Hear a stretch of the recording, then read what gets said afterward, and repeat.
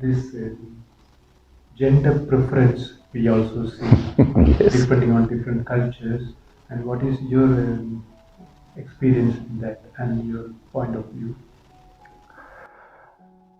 Yeah, that's very interesting, isn't it? Let's perhaps to answer your question, Selva, let's just look to China. You know, we have, people say that we have something like overpopulation. I never used that term, but that was kind of an idea. And then all these international organizations, United Nations, WHO, and so, they proclaim that, of course, with the best of all intention, with the end of having a globus for everybody, the mean would be to control population. And then this great example was China. And indeed, China, because it has a very strict regime, they managed to have now in the second generation only one. Recently they extended it to two children. And a number of really very, I would even say, frightening things came out of that. Like, for instance, now, and that was your question, you have, in two generations, you have a completely odd proportion between male and female. And so the males don't find a woman to marry again. And they do all kind of odd things. I've heard that they try to have connections to South Korea and something like that. So it spoils the whole nature. In addition, these children, they are now like 30, 35 years old, have no idea of a normal family, because they have always been the king, the one in a family. And they don't see a point of having another family. And they don't even want to create a family. They want to be on their own.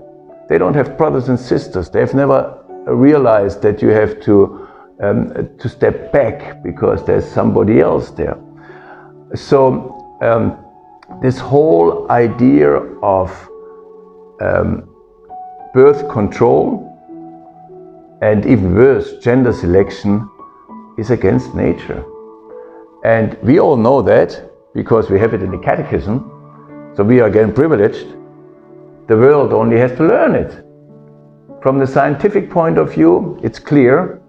From the sociological and the political aspect, it will become clear. And you know what's happening now in China? They have changed the law. And I thought it's very easy. Now we allow 2 children. Nothing happened. Because now the whole society is kind of tuned to that system of 1 child. So we have to be very, again, I have to say that again, we have to be very modest. The laws of nature are so much bigger in comparison to what we know. So we should be very modest and not do, that was your question, select gender. How can we select a human being? We should be grateful to have families. We should accept the gender of our children. We also should, and that's very tough, we also may have to accept that we have no children. And so that's the right attitude to procreation. If I can say to this, because in the end, like you mentioned, that nations who decide to prefer some gender, etc., in the end they recognize they must return to what God is giving us. Yes. But who will see behind this, how many crimes were committed? How many destroyed life, unwanted children, unloved children? Who will recognize this? And much more, I see lost souls who accept this agenda which is against God. You are so right. You are so right. And perhaps just to enforce what you just said, just one point of view. Feminists always say that, we had that already, that women have to be self-determinated, and if a pregnancy doesn't fit into their self-determinated life, there's no problem. You, what they call, end the pregnancy. You kill your own child. And feminists try to give women the idea that this is actually an act of liberty and something that actually enriches their life somehow. And this is definitely not true. These women are misled. And you can come from, again, from the catechism, because it's a sin. And a sin always takes you out of happiness. It always destroys your life. But you can also come from the scientific point of view, the medical point of view. And it's very clear cut that the beginning of a pregnancy changes the woman altogether. From the endocrinological point of view, endocrinology, that's hormones. From the psychological point of view, from the physical point of view, it changes the woman. Just to give you an example, the estrogens and the prostaglandins, they go way up. In pregnancy, you have an increase of about 10-fold of estrogens, and that's necessary to prepare the uterus.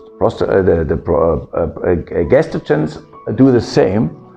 So something very dramatic is happening to prepare that woman for the implantation, for the birth. The conception probably, the process usually is not so dramatic, not so remarkable for the woman, but the implantation, the preparation of the uterus, that's something that a woman, it changes the life entirely for a woman. Now the implantation is, just to give you an idea, it's at the 6th day. Now these people, lawmaker all around the world believe that if you kill that child before the 3rd month, then there is no problem. 3 months, 9 weeks, that this woman lives in a completely different state. And now all of a sudden you stop it. This is traumatic. And we call that the post-abortion syndrome. In some countries, like in Germany, it's not allowed to talk about post-abortion syndrome. And it's always nice if something, if you are not allowed to say something, that's the truth. You know? If somebody tells you, don't talk about it, that's the truth. Yeah. So of course, there's a post-abortion syndrome. And so now, we as human beings, and this is only one example, realize very, very well when we do something against nature. In religious term, we would call that, again, if we commit a sin. We realize that. And then we have 2 options. And again, we as Christians are very privileged because we can confess. We can confess. We can ask for forgiveness, and we can ask and we can promise that we will change our life accordingly. If you are not Christian, this option is not there. It's not there. And then you may, after such a traumatic situation like an abortion, you may actually become, you turn to the other side. You may become what you may call a fallen angel. that you just have to convince yourself all the time that this was right, although you feel that it was wrong. And that's a kind of a bit of, I would say, fanatism. And so very many people that much in support of abortion, if you look at their CV, if you look at what happened, you find these kind of traumatic incidences in their life. And therefore we have to be very careful. We have to be very understanding. We have to be very soft. These are fallen angels. And they get from one sin into the other. They then get into a situation where they start to kill thousands of children. I cannot possibly imagine what they feel. You go there in the morning, on Monday morning, and the only thing that you have to do, or you have to do, is to kill an innocent child. How can you live till Tuesday? So we have to be very understanding that, as you say, you get from one incident to the next, and the next, and the next, becomes worse and worse.